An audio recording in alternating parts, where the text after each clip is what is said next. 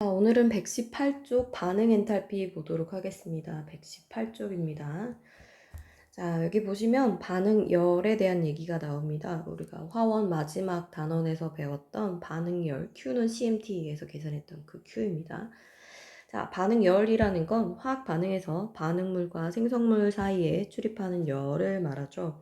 그래서 우리가 발열 반응하고 흡열 반응을 정의를 내렸습니다. 발열 반응은 말 그대로 반응이 일어날 때 열을 방출하는 반응이에요. 그래서 결국엔 에너지 단위로 비교를 해본다면 반응물의 에너지 합이 생성물의 에너지 합보다 더 크기 때문에 반응이 일어나면서 그 에너지 차이만큼 열을 방출을 하는 거죠. 그래서 주변의 온도가 높아지게 되고요.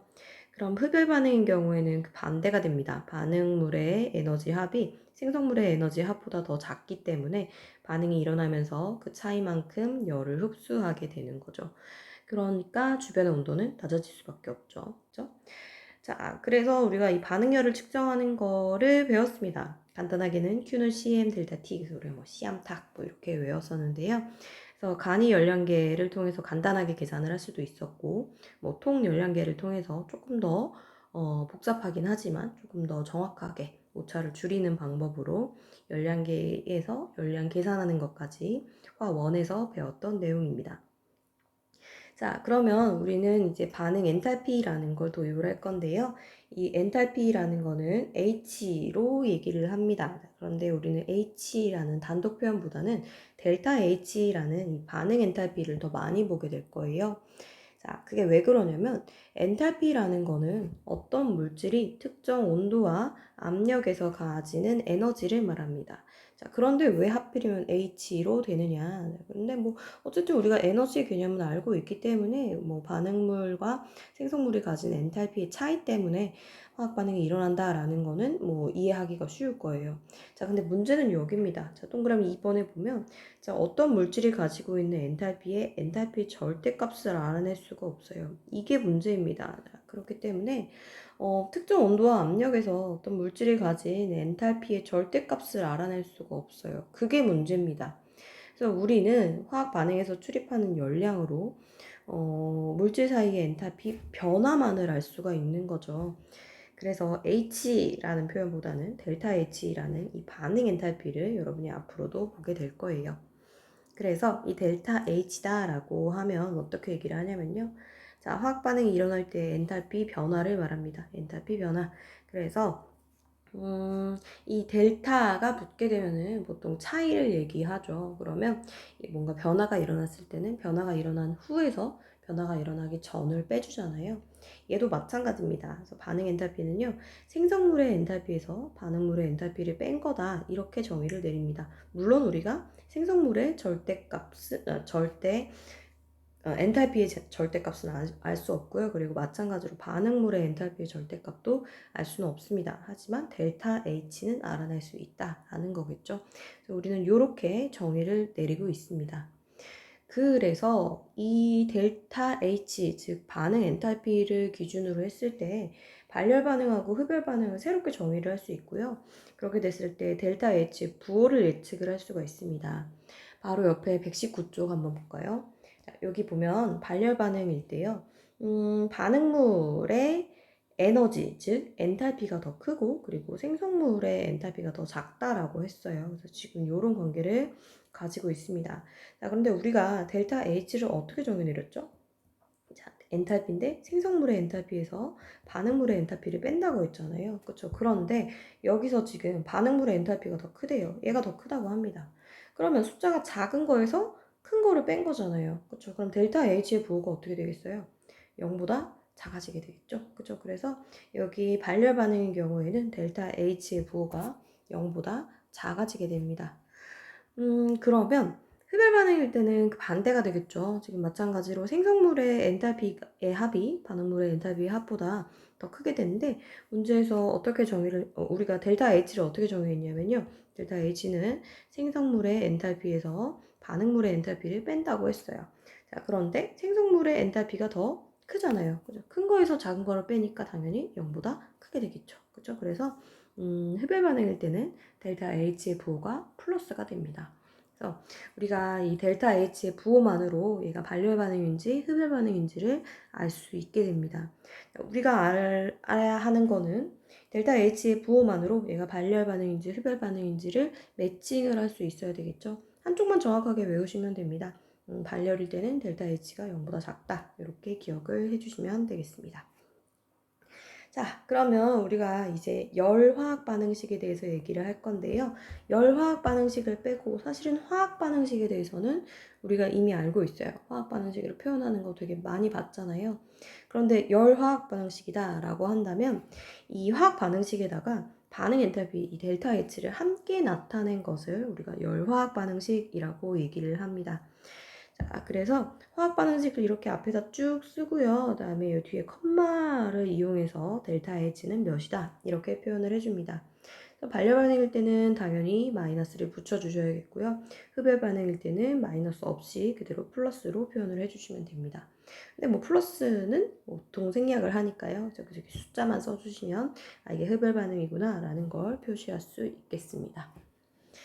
자, 그러면 우리가 이 열화학 반응식으로 나타낼 때 어떤 거를 조심을 해야 되는지, 그리고 우리가 어떤 거를 알 수 있는지를 보도록 할게요. 한 장 넘겨 보겠습니다. 120쪽입니다. 자, 열화학 반응식을 나타낼 때의 유의점입니다. 자, 열화학 반응식을 나타낼 때는요, 물질의 상태를 반드시 표시해 주셔야 돼요. 고체냐, 액체냐, 기체냐, 수용액이냐, 이런 것들 있잖아요. 이런 상태 표시를 반드시 해줘야 됩니다. 왜냐면 지금 이 식을 한번 보세요. 얘들은 이 열화학 반응식은 얘들의 델타 H, 즉 엔탈피의 변화를 나타내는 값이란 말이에요. 그런데 지금 보면 출발하는 물질이 다 같아요. 그런데 생성 물질이 같은데 상태만 다르잖아요. 고체냐, 액체냐, 기체냐 이 상태만 다르죠. 그럴 때 델타 H 값이 다 어떤가요? 다 조금씩 달라요. 그렇기 때문에 지금 정확하게 말하면 출발 물질이 같으니까요. 고체일 때의 에너지, 즉 엔탈피, 그리고 액체일 때의 엔탈피, 기체일 때의 엔탈피가 다 같지 않다라는 거죠. 그래서 물질의 상태에 따라서 반응 엔탈피가 달라지기 때문에 반드시 고체, 액체, 기체, 수용액 등의 물질의 상태를 반드시 표시를 해줘야 되겠습니다. 자, 그리고 아까 우리 맨 처음에요. 엔탈피는 온도와 압력에 따라 달라진다고 했어요. 그렇기 때문에 기본적으로는 열화학 반응식에 반응 조건을 표시하는 게 맞습니다.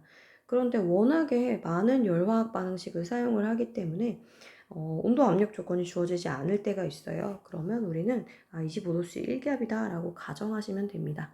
이렇게 놓고 시작을 하시면 돼요. 자, 그리고 이 델타 H, 즉 반응 엔탈피의 경우에는요, 반응물의 양의 영향을 굉장히 많이 받습니다. 예를 들어서 우리가 보통 알고, 이게 1번식이고 2번식이라고 한번 해볼게요.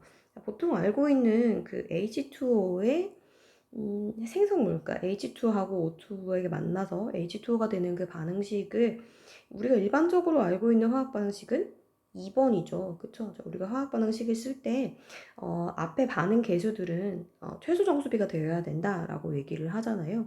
그렇기 때문에 사실은 2번을 우리가 보통은 사용을 합니다. 그런데 이 앞에 나오는 이 계수들이 의미하는 게 결국엔 얘들의 몰수가 되잖아요. 이 2번식 같은 경우에는 H2O가 2몰이 생성될 때의 반응 엔탈피가 되는 거예요. 그러면 1몰이 생성될 때는 어떻게 되느냐? 그럼 어떻게 줘야겠어요? 1몰일 때는 이게 2몰 기준이니까 1몰일 때는 이거를 반으로 나눠줘야 되겠죠. 그래서 나누는 과정에서 이 앞에 반응 계수가 분수가 나오더라도 괜찮습니다. 일반 화학 반응식이 아니라 열화학 반응식에서는요. 여기 앞에 계수, 반응 계수가 분수가 나오더라도 상관은 없어요. 근데 다만 우리가 이렇게 전체를 반으로 나눴다라고 한다면 그러면 반응 엔탈피는 어떻겠어요? 반응 엔탈피도 당연히 반으로 나뉘게 되겠죠. 얘가 1몰이 반응할 때 하고 2몰이 반응할 때 하고는 차원이 다르잖아요.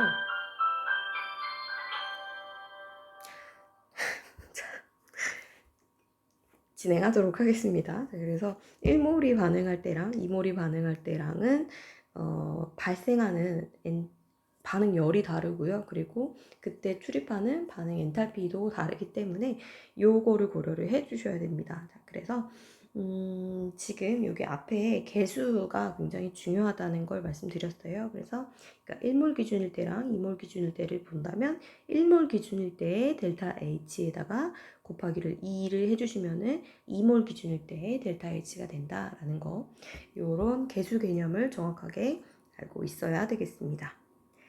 자, 그러면 이번에는 역반응의 반응 엔탈피를 보도록 할 건데요. 여러분, 역반응의 반응 엔탈피는요, 정반응의 반응 엔탈피랑 어떤 관계가 있는지, 자, 요거는 앞에 있는 그래프를 잠깐 보도록 하겠습니다. 자, 여러분, 우리 이 그래프 앞에서 봤잖아요. 한번 생각을 해볼게요. 만약에 이런 반응이 있었어요. 반응물이 있고 생성물이 이렇게 정반응이, 발열 반응인 어떤 반응이 있었다고 해봅시다. 자, 그러면 얘가 이렇게 정반응으로 갈 때 델타 H만큼 열을 방출했잖아요. 그쵸? 그래서 델타 H의 부호가 0보다 작았어요. 발열 반응이니까. 자, 그럼 역반응을 한번 생각해 볼까요? 여러분, 역반응은요, 거꾸로 이 생성물에서 반응물로 이렇게 올라가는 거잖아요. 그쵸? 그러면 반응물하고 생성물의 종류가 다 같다라고 한다면 실제로 이때 출입하는 에너지, 즉 엔탈피의 변화량은 델타 H는 사실은 똑같을 거예요. 같은 데서 출발해서 같은 데서 끝나잖아요. 물론 출발과 도착 지점이 다르긴 하지만 어쨌든 같은 위치에서 출발하고 도착한단 말이에요.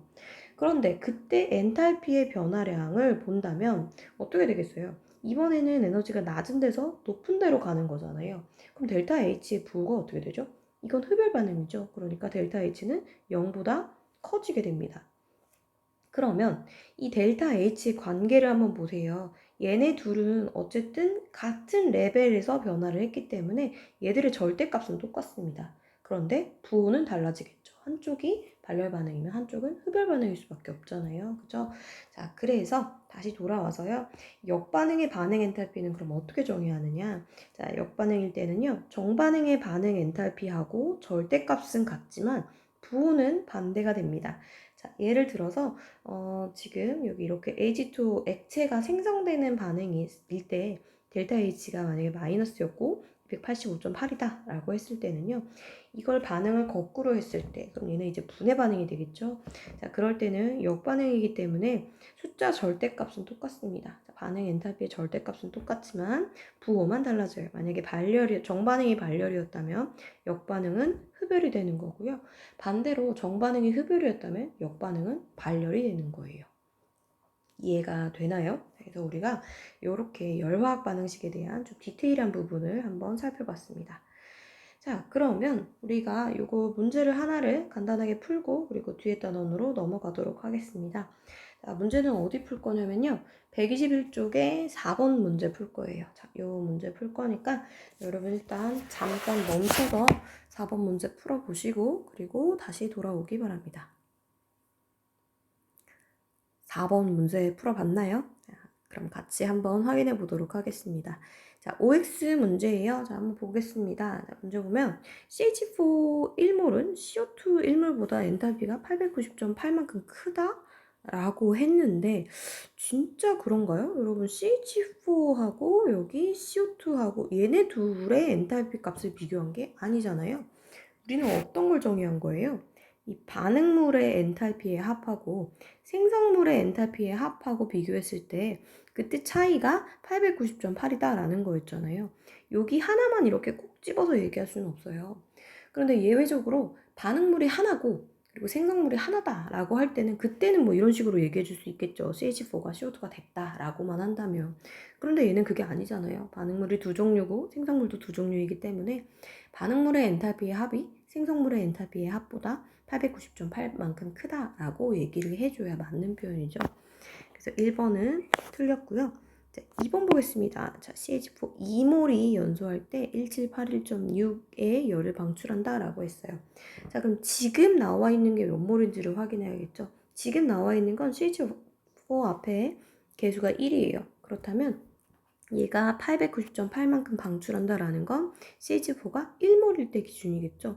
그럼 2몰이 연소할 때는 그럼 어떻게 해줘야 될까요?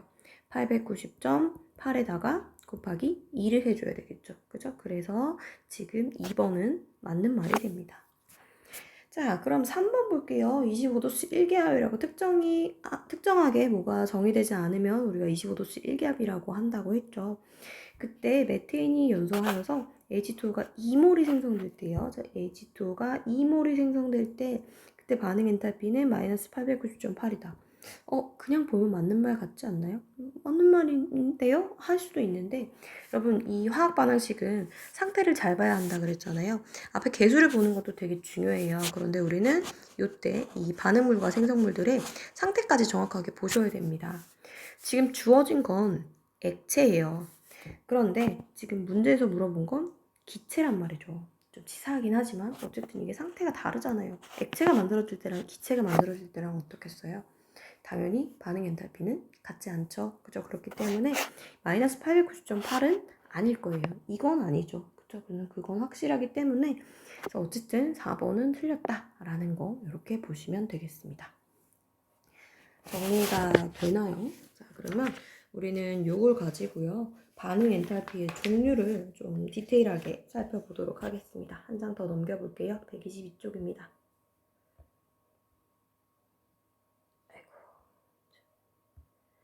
자, 122쪽 반응 엔탈피의 종류 한번 보도록 하겠습니다. 자, 반응 엔탈피의 종류는요. 지금 여러분 보는 것처럼 총 5개가 있어요. 그래서 이 5개에 대해서 간단하게 이게 어떤 거구나 라는 거를 짚어보도록 하겠습니다. 먼저 연소 엔탈피가 있습니다. 연소 엔탈피는 말 그대로 뭔가 연소된다라는 거예요. 자, 그런데 이 각각 엔탈피마다 기준이 되는 물질들이 있어요. 그 물질이 뭔지를 정확하게 알아야 됩니다. 자, 연소 엔탈피는요. 어떤 물질 1몰이 완전 연소할 때의 반응 엔탈피예요. 자, 그래서 이 물질이 도대체 어떤 물질이냐면 연소되는 물질이에요. 자, 연소되는 물질이 1몰이어야 한다라는 뜻이에요. 자, 그래서 무슨 말이냐면 예를 들어서 여기 지금 메테인에 대해서 연소 엔탈피를 구하고 싶으면 이 CH4 앞에 개수가 1이어야 한다라는 뜻이에요. 무슨 말인지 알겠죠? 자, 그래서 연소되는 물질이 1몰이어야 합니다. 만약에 여기가 1이 아니라면 조건을 좀 조정을 해주시면 된다라는 뜻이에요. 자, 그래서 물질 1몰이 연소하여 반응 조건에서 가장 안정한 상태의 생성물로 될 때의 반응 엔탈피입니다. 자, 가장 안정한 상태다라고 한다면 이런 얘기할 수 있어요. 예를 들어서 우리가 연소를 해서 CO2가 나올 수도 있지만 실제로는 일산화탄소도 나올 수 있고요. 그냥 탄소, 그래서 그을음이 나올 수도 있잖아요. 사실은 여러 가지의 가능성이 다 있어요. 그런데 왜 하필이면 CO2냐? 이 조건이 붙어서 그래요. 가장 안정한 상태의 생성물로 될 때 반응 엔탈피라고 정의를 내렸기 때문에 가장 안정한 상태는 CO2거든요. 그래서 이 CO2가 되게 그리고 H2O도 마찬가지예요. 연소 H가 그러니까 수소가 반응물에 일부러 들어가 있을 때 그때 그 가장 안정한 상태의 생성물은 H2O거든요. 그래서 이렇게 된다라고 보시면 됩니다. 자, 그래서 이렇게 가장 안정한 생성물이 만들어졌을 때 이 반응의 델타 H가 바로 CH4의 연소 엔탈피가 되는 거예요. 이해되시겠어요? 그래서 우리가 이런 식으로 이해를 해볼 수가 있겠습니다. 자, 그리고 연소되는 거니까 당연히 산소하고 만나야 되겠죠? 그죠? 그래서 요거는 당연히 기본이 될 거고요. 자, 연소 엔탈피의 특징입니다. 여러분, 뭐가 연소가 될 때는요, 항상 열을 방출하죠. 발열 반응이잖아요. 발열 반응일 때는 델타 H의 부호가 뭐라 그랬어요? 발열 반응일 때는 에너지가 빠져나가는 거니까 델타 H가 감소하는 방향이겠죠. 그죠? 그래서 연소 엔탈피의 부호는 언제나 마이너스입니다. 여기 있네요. 자, 항상 음의 값을 가진다라는 거 알고 있어야 되겠습니다. 자, 몇 가지 물질의 연소 엔탈피 나와 있는데요. 전부 다 앞에 마이너스 붙어 있는 거 보이시죠? 그쵸? 자, 얘뿐만 아니라 다른 애들도 다 마찬가지로 연소 엔탈피다라고 하면 전부 다 마이너스가 됩니다. 자, 그러면 이제 두 번째 용해 엔탈피를 보도록 할게요. 자, 그럼 이 용해 엔탈피도요. 기준이 되는 애가 1몰인데요. 그 기준이 되는 애가 뭐냐? 자, 그러면 용해되는 물질이에요. 자, 용해되는 물질이 1몰이어야 됩니다. 우리가 용해 시키려고 하는 애의 앞에 개수가 1이어야 한다라는 뜻이에요. 그래서 얘를 충분한 양의 용매에다가 용해를 시킨대요. 자, 그렇다면 용매의 양은 신경 쓴다는 거예요? 안 쓴다는 거예요? 고려하지 않겠다라는 거겠죠. 그죠? 자, 그래서 화학 반응식으로 쓴다면 이렇게도 표현이 가능합니다. 자, 황산을 액체 상태에서 수용액 상태로 이렇게 표현을 하는 거죠. 그래서 얘가 물에 녹아서 수용액이 됐습니다. 이렇게 변화할 수도 있어요. 그래서 이렇게 표현을 하니까 당연히 그 고체냐, 액체냐, 기체냐, 그리고 뭐 수용액이냐 이런 상태 표시가 굉장히 중요한 거겠죠. 그죠? 자, 그래서 이 용의 엔탈피는 우리가 물질에 녹이려는 거, 그러니까 여기 지금 H2SO4 이 액체 상태의 용의 엔탈피를 구하세요 라고 한다면 H2SO4 앞에 개수가 1이어야 하고, 그리고 얘가 어딘가 이렇게 녹았을 때 그때를 얘기를 합니다.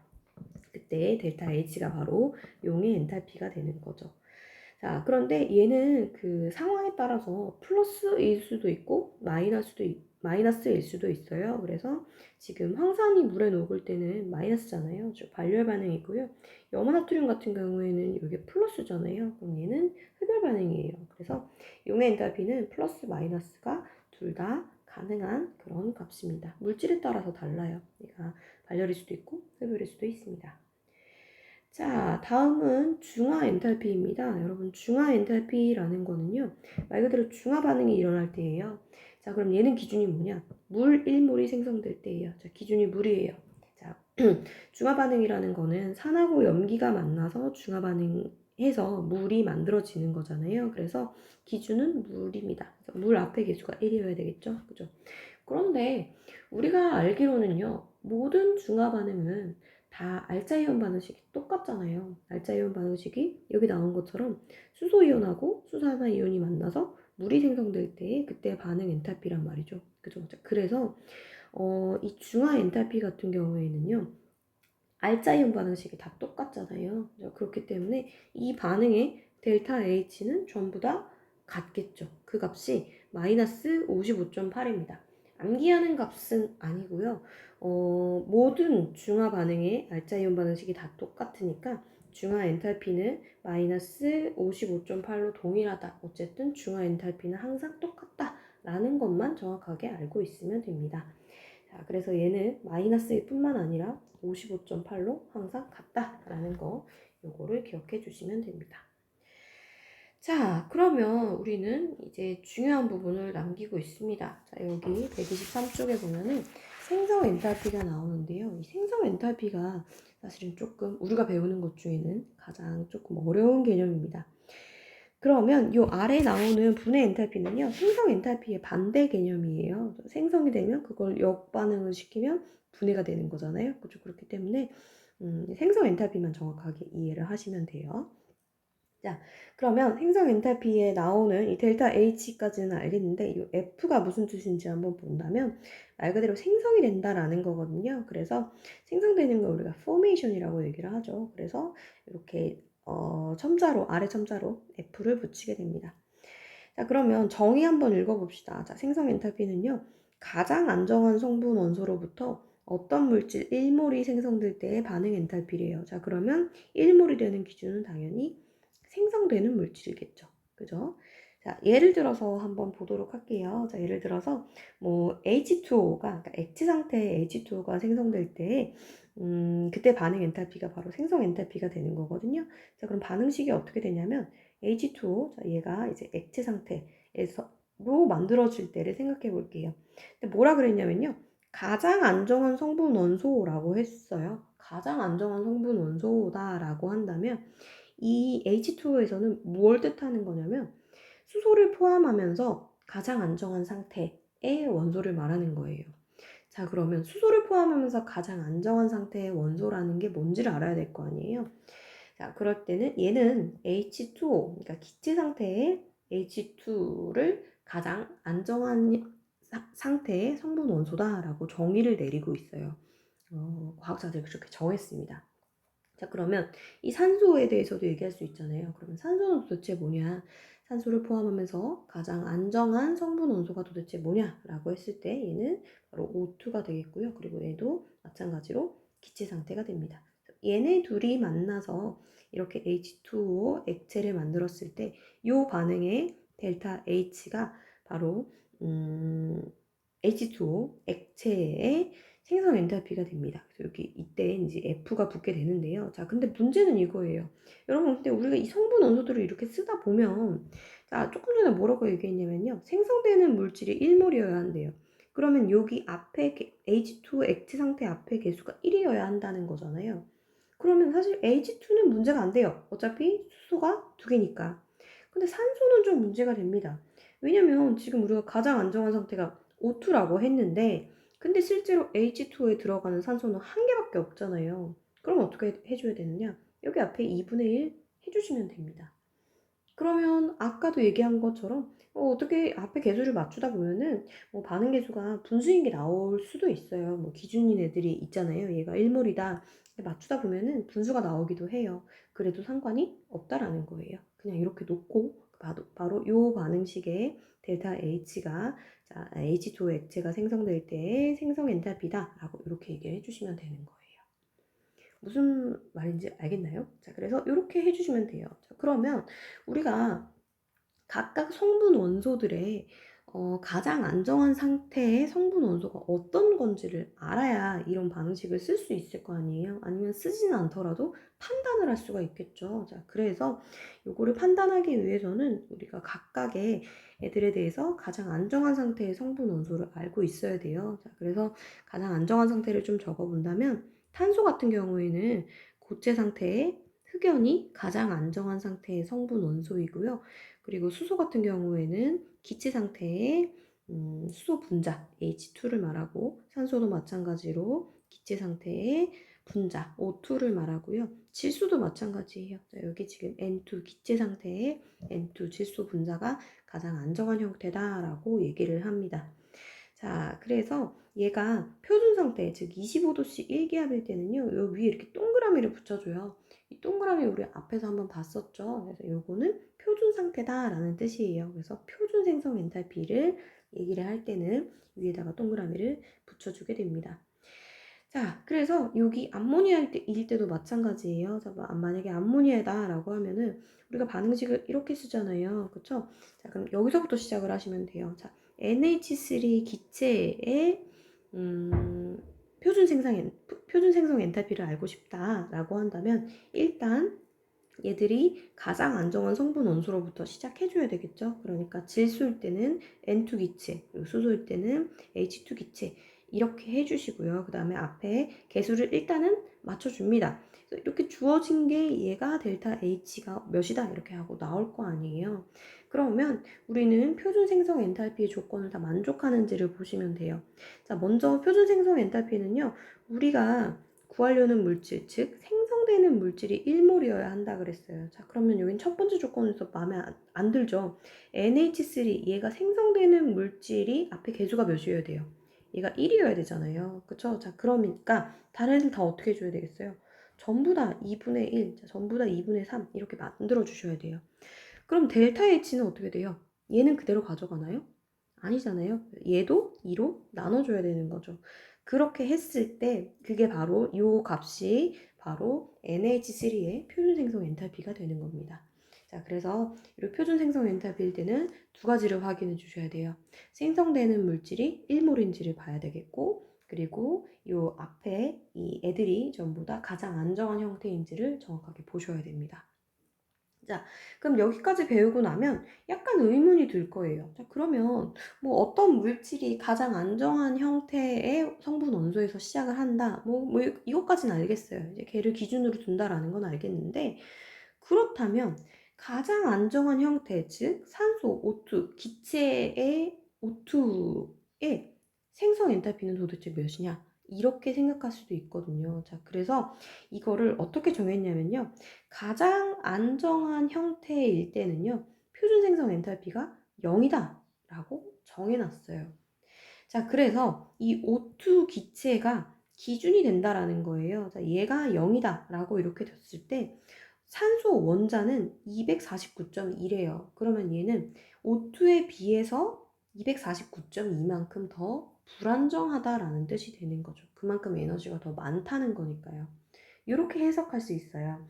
자, 그리고 O3의 경우에도 O2하고 비교했을 때는 142.7만큼 더 에너지가 많다라는 뜻이잖아요. 그러니까 그만큼 더 불안정한 거죠. 이해되겠어요? 자, 그래서 요렇게 그 각각의 그 원소들에 대해서 표준 생성 엔탈피를 비교하게 되면 가장 안정한 형태가 누구인지를 알 수 있어요. 그래서 걔가 기준이다라는 걸 알 수 있습니다. 그래서 우리가 아까 얘기한 것처럼 요 앞에 가장 안정한 성분 원소에서 시작합니다라고 했을 때 그 가장 안정한 성분 원소들의 표준 생성 엔탈피는 항상 0이 되는 거예요. 자, 탄소도 비교할 수 있어요. 자, 탄소도 보시면은요. 얘가 아까 우리 고체 상태의 흑연이 가장 안정한 상태라고 했잖아요. 그래서 가장 안정한 상태일 때는 표준 생성 엔탈피가 0입니다. 그리고 다른 애들이 얘보다 상대적으로 얼만큼 더 불안정한지를 숫자로 바로 확인할 수 있겠죠. 그죠? 그래서 이렇게 볼 수 있습니다. 자, 그러면 얘들의 상대적인 안정성을 비교를 할 수가 있어요. 그래서 산소를 기준으로 했을 때, 그리고 탄소를 기준으로 했을 때인데, 여기서 살짝 어려운 개념이 좀 나오기는 하는데요. 여러분, 여기서요, 우리 이 산소의 O2 기체에 대해서 표준 생성 엔탈피가 0이고, 그리고 고체 상태 흑연에 대해서 표준 생성 엔탈피가 0이라고 했잖아요. 근데 이렇게 얘기를 할 때, 이 0이 여기 있는 0하고 정확하게 똑같다라는 건 아니에요. 근데 얘들을 그냥 기준점으로 삼은 건 맞거든요. 자, 그래서 우리가 어떻게 비교를 할 수 있냐면요. 예를 들어서 지금 이 수증기하고 물, 액체 상태의 물하고는요, 비교가 가능해요. 얘들은 지금 출발점이 H2하고 여기 2분의 1 O2에서 시작한 거란 말이에요. 그쵸? 자, 그러면 얘들은 출발점이 같아요. 여기 이렇게 출발점이 같은 상태에서 얘들이 절대값이 몇인지는 사실은 모르잖아요. 근데 우리는 얘들의 그냥 표준 생성 엔탈피가 0이다 라고 정한 거지, 실제로 얘들의 엔탈피 자체가 0인 건 아니에요. 자, 그럼 시작점이 같아요. 근데 여기에서 지금 둘 다 마이너스잖아요. 그러면 하나는 여기는 마이너스 241.8만큼 내려가서 여기에 기체 상태에 물이 있고 수증기가 있고, 그리고 또 하나는 여기서 또 285.8만큼 마이너스 285.8만큼 내려가서 여기에 액체 상태에 H2가 있다는 뜻인 거잖아요. 그쵸? 그럼 우리는 상대적으로 얘들이 어떤지를 얘기할 수 있어요. 그러면 여기서 비교를 해보면 기체하고 액체 중에서 그러니까 얘네들이 그럼 상대적으로 누가 더 안정한 건가요? 여러분, 우리는 에너지가 많으면 더 불안정하다라고 해석을 하잖아요. 그렇죠? 그래서 지금 기체 같은 경우에는 얘가 훨씬 더 에너지가 많고, 즉 엔탈피가 더 크고, 그리고 액체는 엔탈피가 더 작다. 그러니까 상대적으로 더 안정한 거는 액체다라고 얘기할 수 있는 거예요. 정의가 돼요? 자, 그러면 여기 있는 얘들도 마찬가지죠. 메테인하고 에테인도 보시면 얘들도 출발점이 같아요. 그래서 지금 탄소하고 수소하고 요렇게 얘들에서 시작된 거잖아요. 그러면 탄소는 당연히 고체 상태의 흑연일 거고요. H는 H2에서 시작을 했을 거예요. 자, 그렇게 됐을 때 요 앞에 개수가 몇이 오든, 얘가 1이든 여기 2가 오든 사실 얘들은 상관이 없습니다. 어쨌든 우리는 얘들 각각의 표준 생성 엔탈피를 0이라고 정했기 때문에 얘들의 출발점은 사실은 원소의 종류만 같으면 같다고 보시면 돼요.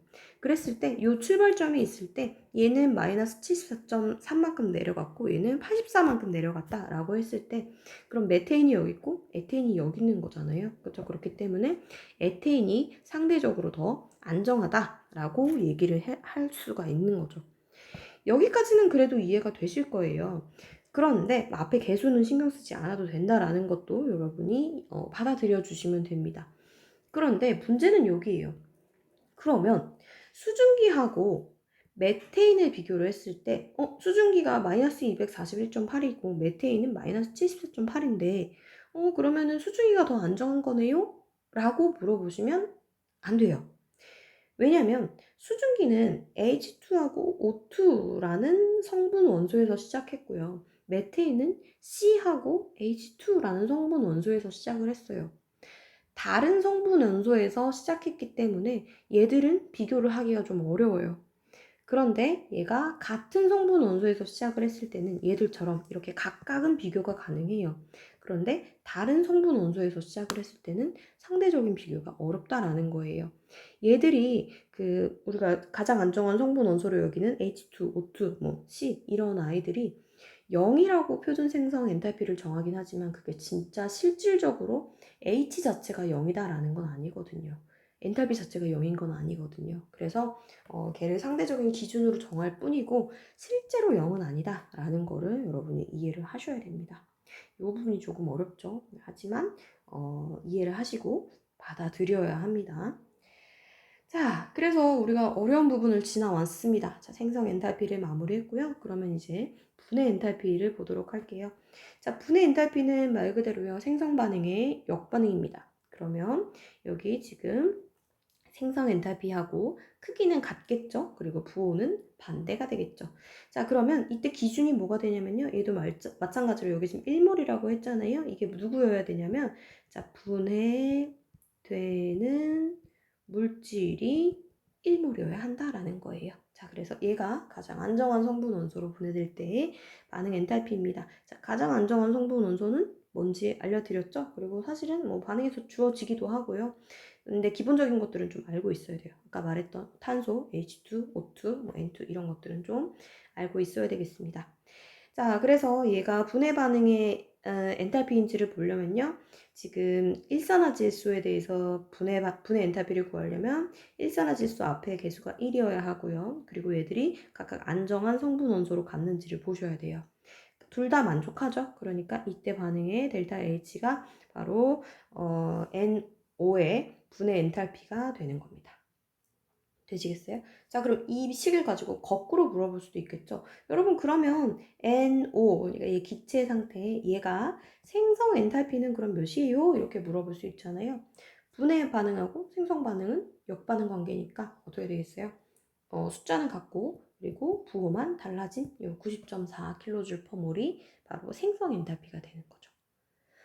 정리가 되시나요? 그래서 우리가 이런 식으로 반응 엔탈피의 종류를 한번 살펴봤습니다.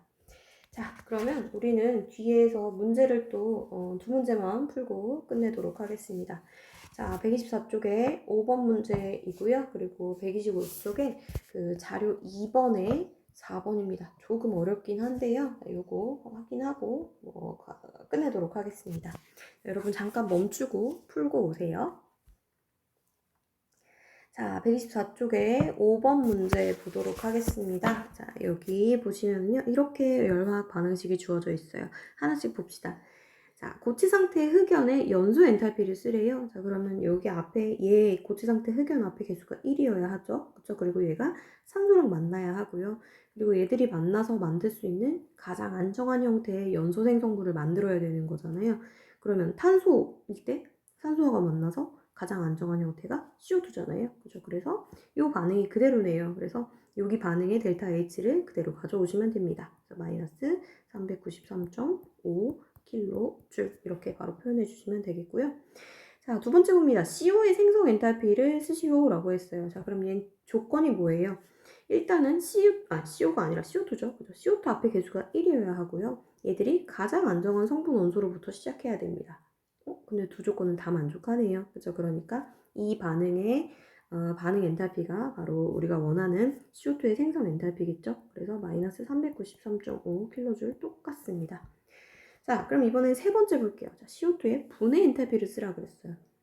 분해 엔탈피는 생성 엔탈피하고 어때요?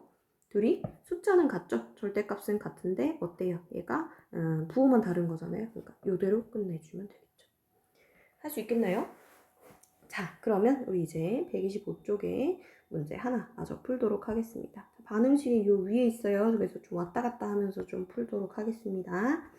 자, 4번 볼게요. 자, 4번의 1번. C2H2의 생성 엔탈피는 델타 H1이다 라고 했어요. 자, 그러면 C2H가 포함된 식을 한번 봅시다. 여러분, 이 식에서요. 얘 앞에 개수가 1이어야 한다 그랬죠. 그쵸? 그리고 얘들이 가장 안정한 성분 원소들로부터 시작하면 된다라고 했어요.